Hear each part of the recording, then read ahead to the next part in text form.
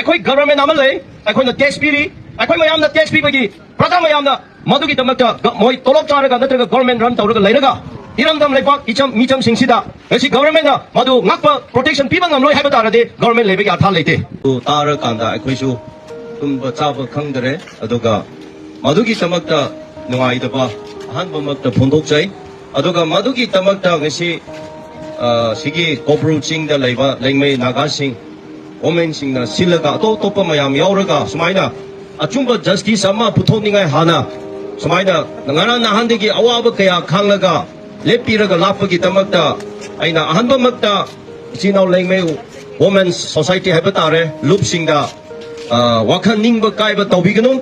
ꯃꯈꯣꯏꯒꯤ ꯃꯅꯤꯡꯗ ꯅꯥꯒꯥ ꯃꯌꯥꯝ ꯑꯇꯣꯞꯄ ꯖꯥꯇꯤ ꯃꯌꯥꯝ ꯏꯟꯗꯤꯖꯤꯅꯁ ꯄꯤꯄꯜ ꯃꯌꯥꯝ ꯏꯆꯤꯜ ꯏꯅꯥꯎ ꯃꯩꯇꯩ ꯌꯥꯎꯅ ꯑꯩꯈꯣꯏ ꯂꯦꯞꯂꯤ ꯍꯥꯏꯕꯁꯦ ꯑꯍꯥꯟꯕꯃꯛꯇ ꯍꯥꯏꯖꯒꯦ ꯑꯗꯨꯒ ꯉꯁꯤ ꯁꯤꯒꯨꯝꯕ ꯔꯤꯂꯤꯁ ꯇꯧꯗꯕ ꯑꯁꯤꯒꯤ ꯍꯧꯖꯤꯛ ꯐꯥꯎꯕꯗ ꯊꯥꯗꯣꯛꯇꯕꯒꯤ ꯃꯁꯤ ꯑꯩꯈꯣꯏ ꯁꯣꯂꯤꯗꯔꯤꯇꯤ ꯑꯃꯠꯇ ꯏꯟꯗꯤꯖꯤꯅꯁ ꯄꯤꯄꯜ ꯑꯃꯠꯇꯅꯤ ꯍꯥꯏꯅ ꯑꯩꯈꯣꯏ ꯂꯦꯞꯃꯤꯟꯅꯒꯅꯤ ꯍꯥꯏꯗꯨꯅ ꯑꯩꯈꯣꯏ ꯉꯁꯤꯒꯤ ꯄ꯭ꯔꯣꯒ꯭ꯔꯥꯝ ꯑꯁꯤꯗ ꯑꯩꯈꯣꯏꯒꯤ ꯀꯣꯀꯣꯃꯤꯒꯤ ꯍꯥꯟꯅ ꯀꯟꯚꯦꯅꯔ ꯑꯣꯏꯔꯝꯕ ꯑꯗꯨ ꯍꯧꯖꯤꯛꯅ ꯏꯞꯁꯥꯒꯤ ꯋꯥꯔꯀꯤꯡ ꯄ꯭ꯔꯦꯁꯤꯗꯦꯟ ꯑꯣꯖꯥ ꯑꯊꯧꯕ ꯃꯥꯒꯤ ꯇꯤꯝꯁꯨ ꯌꯥꯎꯔꯤ ꯑꯗꯨꯒ ꯑꯦꯟꯁꯝꯒꯤ ꯔꯤꯄ꯭ꯔꯖꯦꯟꯇꯦꯇꯤꯚꯁꯤꯡꯁꯨ ꯌꯥꯎꯔꯤ ꯗꯤꯄꯨꯇꯤ ꯁ꯭ꯄꯤꯀꯔꯅ ꯂꯦꯗ ꯇꯧꯔꯒ FNCCꯒꯤ ꯂꯨꯆꯤꯡ ꯂꯤꯗꯔꯁꯤꯡꯁꯨ ꯌꯥꯎꯔꯤ ꯑꯩꯈꯣꯏꯒꯤ ꯃꯅꯤꯄꯨꯔ ꯄꯤꯄꯜꯁ ꯄꯥꯔꯇꯤꯒꯤ ꯑꯣꯖꯥꯁꯤꯡꯁꯨ ꯌꯥꯎꯔꯤ ꯑꯗꯨꯒ ꯇꯣꯉꯥꯟ ꯇꯣꯉꯥꯟꯕ ꯑꯩꯈꯣꯏꯒꯤ ꯏꯟꯗꯤꯖꯤꯅꯁ ꯄꯤꯄꯜ ꯐꯣꯔꯝꯒ ꯂꯣꯏꯅꯅ ꯆꯠꯃꯤꯟꯅꯔꯤꯕ ꯑꯍꯜ ꯃꯌꯥꯝ ꯂꯥꯛꯂꯒ ꯉꯁꯤ ꯏꯃꯥꯁꯤꯡꯅ ꯏꯆꯦ ꯏꯆꯟꯁꯤꯡꯅ ꯁꯤꯒꯨꯝꯕ ꯑꯆꯨꯝꯕ ꯄꯨꯊꯣꯛꯅꯤꯡꯉꯥꯏꯒꯤꯗꯃꯛꯇ ꯂꯦꯞꯂꯒ ꯂꯩꯕꯒꯤꯗꯃꯛꯇ ꯑꯩꯈꯣꯏ ꯊꯧꯒꯠꯄ ꯑꯣꯏꯅ ꯁꯄꯣꯔꯠ ꯇꯧꯕ ꯑꯣꯏꯅ ꯉꯁꯤ ꯑꯩꯈꯣꯏꯁꯨ ꯌꯥꯎꯖꯕ ꯂꯥꯛꯄꯅꯤ ꯑꯗꯨꯗ ꯏꯆꯤꯜ ꯏꯅꯥꯎ ꯃꯦꯗꯤꯌꯥ ꯃꯌꯥꯝꯅꯁꯨ ꯃꯁꯤꯒꯤꯗꯃꯛꯇ ꯂꯥꯛꯄꯤꯕꯒꯤꯗꯃꯛꯇ ꯊꯥꯒꯠꯆꯩ ꯐꯖꯅ ꯃꯄꯨꯡ ꯐꯥꯅ ꯌꯥꯝꯅ ꯐꯖꯕꯗ ꯑꯣꯔꯦꯟꯖ ꯇꯧꯕꯤꯔꯦ ꯍꯥꯏꯔꯒ ꯑꯩꯈꯣꯏꯒꯤ ꯂꯝꯗꯝ ꯑꯁꯤꯗ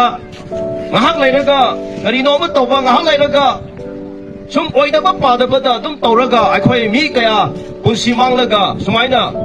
ꯂꯥꯛꯄꯁꯦ ꯀꯨꯏꯔꯕꯅꯤ ꯑꯗꯣ ꯑꯩꯈꯣꯏ ꯒꯚꯔꯟꯃꯦꯟ ꯑꯃ ꯂꯩ ꯑꯩꯈꯣꯏꯅ ꯇꯦꯛꯁ ꯄꯤꯔꯤ ꯑꯩꯈꯣꯏ ꯃꯌꯥꯝꯅ ꯇꯦꯛꯁ ꯄꯤꯕꯒꯤ ꯄ꯭ꯔꯖꯥ ꯃꯌꯥꯝꯅ ꯃꯗꯨꯒꯤꯗꯃꯛꯇ ꯃꯣꯏ ꯇꯣꯂꯣꯞ ꯆꯥꯔꯒ ꯅꯠꯇ꯭ꯔꯒ ꯒꯚꯔꯟꯃꯦꯟ ꯔꯟ ꯇꯧꯔꯒ ꯂꯩꯔꯒ ꯏꯔꯝꯗꯝ ꯂꯩꯕꯥꯛ ꯃꯤꯆꯝꯁꯤꯡꯁꯤꯗ ꯉꯁꯤ ꯒꯚꯔꯟꯃꯦꯟꯅ ꯃꯗꯨ ꯉꯥꯛꯄ ꯄ꯭ꯔꯣꯇꯦꯛꯁꯟ ꯄꯤꯕ ꯉꯝꯂꯣꯏ ꯍꯥꯏꯕ ꯇꯥꯔꯗꯤ ꯒꯚꯔꯟꯃꯦꯟ ꯂꯩꯕꯒꯤ ꯑꯥꯔꯊ ꯂꯩꯇꯦ ꯑꯁꯤꯒꯤꯗꯃꯛꯇ ꯁꯦꯀ꯭ꯌꯨꯔꯤꯇꯤ ꯐꯣꯔꯁꯦꯁ ꯁ꯭ꯇꯦꯠꯀꯤ ꯁꯦꯟꯇꯔꯒꯤ ꯏꯟꯗꯤꯌꯥ ꯒꯚꯔꯟꯃꯦꯟꯅ ꯇꯣꯂꯣꯞ ꯄꯤꯔꯒ ꯉꯥꯛ ꯁꯦꯟꯅꯤꯡꯉꯥꯏꯒꯤꯗꯃꯛꯇ ꯊꯝꯂꯤꯕꯅꯤ ꯑꯗꯨꯒ ꯉꯁꯤ ꯃꯤ ꯑꯃ ꯐꯥꯎꯕꯗ ꯉꯥꯛꯄꯁꯨ ꯉꯝꯗꯦ ꯐꯥꯕꯁꯨ ꯉꯝꯗꯦ ꯑꯗꯨ ꯑꯣꯏꯔꯗꯤ ꯂꯣꯏꯅ ꯍꯟꯕꯤꯈ꯭ꯔꯣ ꯇꯣꯂꯣꯞꯁꯨ ꯆꯥꯕꯤꯔꯅꯨ ꯅꯣꯡꯃꯩꯁꯨ ꯄꯥꯏꯕꯤꯔꯅꯨ ꯑꯩꯈꯣꯏ ꯂꯝꯗꯝꯁꯤꯗ ꯋꯥꯏ ꯆꯤꯅꯤꯡꯉꯥꯏꯅꯤ ꯂꯝ ꯆꯤꯅꯤꯡꯉꯥꯏꯅꯤ ꯃꯣꯏ ꯍꯟꯕꯅ ꯐꯩ ꯑꯩꯈꯣꯏꯅ ꯊꯣꯛꯄ ꯉꯝꯕꯗꯣ ꯑꯩꯈꯣꯏ ꯇꯧꯔꯒꯦ ꯍꯥꯏꯕꯁꯦ ꯑꯩꯈꯣꯏ ꯍꯥꯏꯅꯤꯡꯂꯛꯈ꯭ꯔꯦ ꯑꯗꯨꯅ ꯉꯔꯥꯡ ꯅꯍꯥꯟꯗꯣ ꯑꯁꯣꯝꯗ ꯃꯤ ꯑꯦꯝꯕꯨꯁꯇꯧꯔꯒ ꯂꯥꯏꯕꯛ ꯊꯤꯅ 3 ꯂꯩꯈꯤꯗꯦ ꯍꯥꯏꯕꯗꯣ ꯑꯩꯈꯣꯏ ꯂꯣꯏꯅ ꯀꯟꯗꯦꯝ ꯇꯧꯋꯦ ꯆꯨꯝꯃꯤ ꯑꯗꯨꯕꯨ ꯀꯅꯥꯅ ꯍꯥꯠꯄꯅꯣ ꯀꯔꯝꯕꯅ ꯍꯥꯠꯄꯅꯣ ꯍꯥꯏꯕꯗꯣ ꯊꯤꯊꯣꯛꯇ꯭ꯔꯤꯉꯩꯗ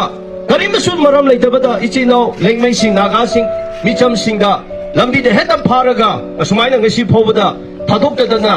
ꯂꯩꯔꯤꯕ ꯍꯥꯏꯕꯁꯦ ꯀꯔꯝꯕ ꯄ꯭ꯔꯤꯊꯤꯕꯤꯗ ꯁꯤ ꯂꯧ ꯂꯩꯒꯦꯕ ꯁꯥ ꯂꯝꯆꯠꯅꯤ ꯃꯇꯝꯗ ꯑꯐꯘꯥꯅꯤꯁꯇꯥꯟꯗ ꯏꯔꯥꯟꯗ ꯏꯔꯥꯛꯇ ꯑꯇꯣꯞꯄꯗ ꯄꯥꯀꯤꯁꯇꯥꯟꯗ ꯇꯦꯔꯣꯔꯤꯁꯅ ꯆꯠꯊꯔꯦ ꯑꯗꯨ ꯇꯧꯔꯦꯅ ꯇꯦꯔꯣꯔꯤꯁ ꯃꯌꯥꯝꯒꯤ ꯆꯠꯊꯔꯝꯕ ꯃꯌꯥꯝꯗꯣ ꯉꯁꯤꯗꯤ ꯑꯇꯣꯞꯄ ꯂꯩꯄꯥꯛꯇ ꯅꯠꯇꯅ ꯃꯅꯤꯄꯨꯔꯗ ꯑꯣꯏꯅ ꯇꯦꯔꯣꯔꯤꯁꯁꯦ ꯆꯠꯊꯗꯅ ꯂꯩꯔꯦ ꯑꯁꯤ ꯑꯍꯥꯟꯕ ꯅꯠꯇꯦ ꯏꯆꯤꯜ ꯏꯅꯥꯎ ꯂꯩꯃꯩꯁꯤꯡꯗ ꯈꯨꯠ ꯊꯥꯕ ꯅꯨꯄꯤꯁꯤꯡꯗꯁꯨ ꯈꯨꯠ ꯌꯥꯎꯅ ꯈꯨꯠ ꯊꯥꯕ ꯈꯨꯟꯒꯤ ꯃꯤꯗ ꯆꯪꯂꯒ ꯃꯩ ꯊꯥꯕ ꯆꯠꯊꯣꯛ ꯆꯠꯁꯤꯟ ꯀꯌꯥꯗ ꯊ꯭ꯔꯦꯠ ꯇꯧꯕ ꯐꯥꯕ ꯄꯨꯟꯕ ꯐꯨꯕꯤꯕꯁꯦ ꯉꯁꯤꯅ ꯑꯍꯥꯟꯕ ꯅꯠꯇꯦ ꯇꯧꯔꯤꯕ ꯇꯦꯔꯣꯔꯤꯁꯁꯤꯡꯅ ꯆꯠꯊꯔꯤꯕꯁꯦ ꯑꯗꯨꯕꯨ ꯃꯁꯤ ꯒꯚꯔꯟꯃꯦꯟꯠꯅ ꯀꯔꯤꯃꯠꯇ ꯑꯦꯛꯁꯟ ꯂꯧꯈꯠꯄ ꯉꯁꯤ ꯐꯥꯎꯕꯗ ꯉꯝꯗꯕ ꯍꯥꯏꯕꯁꯦ ꯃꯁꯤꯗꯒꯤ ꯃꯣꯏꯅ ꯍꯦꯟꯅ ꯊꯧꯅꯥ ꯂꯩꯔꯒ ꯇꯧꯊꯣꯔꯛꯈ꯭ꯔꯕꯅꯤ ꯑꯗꯨꯅ ꯒꯚꯔꯟꯃꯦꯟꯠꯅ ꯑꯊꯨꯕ ꯃꯇꯝꯗ ꯑꯁꯤꯒꯨꯝꯕ ꯆꯠꯊꯔꯤꯕ ꯃꯤꯁꯤꯡꯁꯤ ꯐꯥꯔꯒ ꯐꯖꯅ ꯄꯤꯐꯝ ꯊꯣꯛꯄ ꯃꯔꯥꯜ ꯗꯟꯗꯤꯗꯨ ꯄꯤꯔꯀꯥꯟꯗ ꯃꯇꯨꯡ ꯃꯅꯥꯎꯗ ꯑꯁꯤꯒꯨꯝꯕꯁꯦ ꯂꯩꯔꯣꯏꯗꯕꯅꯤ ꯑꯗꯨꯕꯨ ꯉꯁꯤꯗꯤ ꯌꯥꯝ ꯏꯀꯥꯏꯅꯤꯡꯉꯥꯏꯗꯤ ꯉꯔꯥꯡ ꯅꯍꯥꯟ ꯁꯤꯒꯤ ꯀꯣꯟꯁꯥꯈꯨꯜꯒꯤ ꯃꯅꯥꯛꯇ ꯐꯥꯈꯤꯕ ꯍꯥꯏꯕꯁꯦ ꯀꯤꯂꯣꯃꯤꯇꯔ 100,000 ꯊꯕꯛꯁꯨ ꯅꯠꯇꯦ only 20-25 kilometersni masida lengak ama leina surrounding sida security forces mayam thamlaga sida leimakhongda army gi headquarter leiraga leina mi tara ni pansi hakhiba kanda garimata maduda operation changlaga gandaba haibado adudi akhoi security leiriba lengak leiriba sina phasunu haibaga chamanai aduna ngasi chinau mayam da ina hainingbadi phaba hunba chathariba pataba lamcha chathariba sagi lamcha chathariba terrorist ki chathari toge haiduna moi ki chathage na chatharabani aurabani akhoi na ngasi haigada bisi kana da no akhoi di government da haibatai government si kari ki tamak no people singa protect tawningai ki tamakta akhoi ki lam protect tawningai ki tamakta government se thambani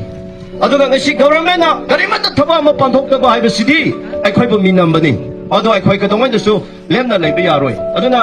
ichino naga lengme atopa taluk mayam ngasi sida timbiriba ima ibel na khoi waram ngni akhoi khale khange kanamata ningba kaiba ningba hanbigno akhoi na hainingba ko akhoi asigumba pataba chathariba mayam se mase achumba wayal ama purakri phobadi akhoi lemina batai lekadabani aduna ngasi penaba akhoi mayam lei adubu government na hairiba phakhiba mi sing adu ganba ngamde hairiba se yamna mase akhoi ikai ningai ni aduga adungba chathariba mi woi sing aduda nongai paiba singa nongai single sochu tawdaba phaba punba su tawdaba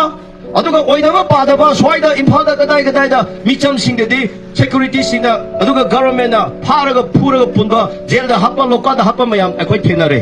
aduga phattaba chatharaga micham singda hatlaga pharaga sigumba mayam chathaba sidi ngasi akhoi gi lengakna karimata action lokhatpa ngamdaba haibase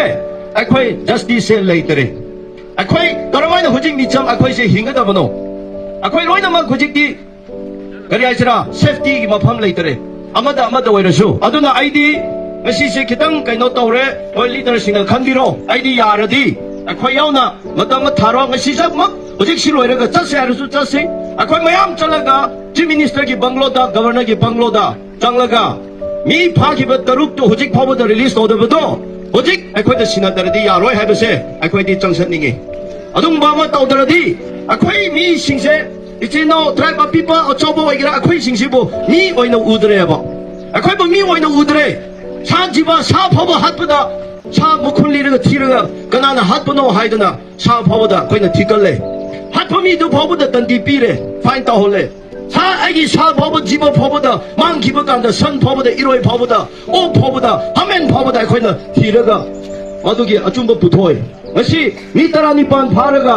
hojik mi taru phawada ngasi numik ahum suraba mari suru phawada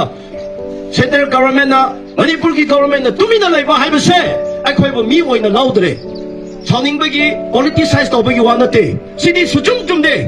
aduna akhoi na kana da haigani government akhoi haigani moiramdi makhoi ki authority ni mogi responsibility ni tawbami nomai pairaga puto tawbami dudi moigi tawgena tawbuni moina ngamoi haiba taradi tasena government hairo akhoi na kari angamba noibdo akhoi su akhoi ki angamba akhoi tawba tai